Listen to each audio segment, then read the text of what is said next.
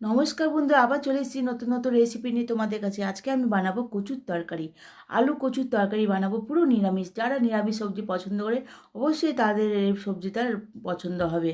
ঠিক আছে, তো পুরো ভিডিওটা দেখবে, পছন্দ হলে অবশ্যই লাইক কমেন্ট সাবস্ক্রাইব করবে, যাদের সে যাদের শেয়ার করো। ঠিক আছে, তো আমি কচু আলু তরকারিটা আগে একটু ভাপিয়ে রেখে দিলাম। রেখে দেওয়ার পর মশলা দেবো আদা লঙ্কা জিরা দিয়ে, ওটা সাইডে রেখে দিয়েছি মিক্সি জারে পেস্ট করার জন্য। রেখে দেওয়ার পর কড়াইতে দিলাম সরষের তেল।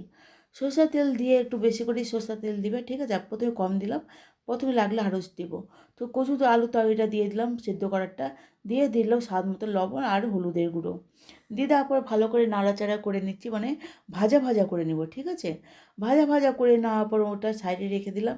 রেখে দেওয়ার পর সরষের তেল আবার দিয়ে দিলাম জিরা, তেজপাতা আর শুকনো লঙ্কা দিয়ে ওটাকে ভালো করে নাড়াচাড়া করে নিচ্ছি। নাড়াচাড়া করে ওটাও যখন হয়ে গেছে দিয়ে দিলাম টমেটো, একটা গোটা টমেটো কেটে দিয়ে ওটা ভাজা ভাজা করে নিচ্ছি। ঠিক আছে, টমেটোটা পুরো গলিয়ে নিলাম আর দিলাম সামান্য লবণ। ঠিক আছে, যেহেতু লবণ অল্প দিয়েছি আর হলুদের গুঁড়ো ওদের যেহেতু কচুর তরকারিতে দেওয়া আছে ভাজাতে, তাই জন্য সামান্য লবণ দিয়ে দিলাম আর হলুদের গুঁড়ো আর দিলাম একটু চিনি। ঠিক আছে, মানে হাফ চামচ মতো চিনি দিয়ে দিচ্ছি। চিনি দিয়ে দিলাম জিরার গুঁড়ো দিলাম, ধনার গুঁড়ো আর গোলমরিচের গুঁড়ো। ঠিক আছে, তো দেখতে পাচ্ছ বন্ধুরা, আমি একে একে সব ড্রাই মশলাগুলো দিয়ে দিয়েছি।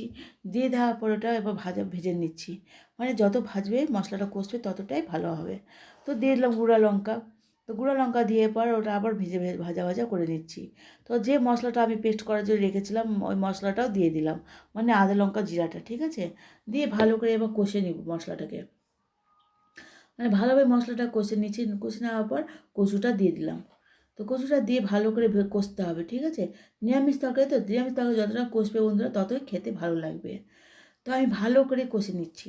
ঠিক আছে, এই তরকারিটা খুব সুস্বাদু হয়েছে বন্ধুরা, একবার অবশ্যই ট্রাই করে দেখবে কেমন লাগে খেতে। যদি ভালো লাগে একটা লাইক কমেন্ট সাবস্ক্রাইব করবে, যারা শেয়ার করবে। ঠিক আছে, আমি অনেকদিন পর ভিডিওটা ছাড়ছি, তোমাদের একটু মানে তোমরা প্লিজ প্লিজ প্লিজ পাশে থেকো।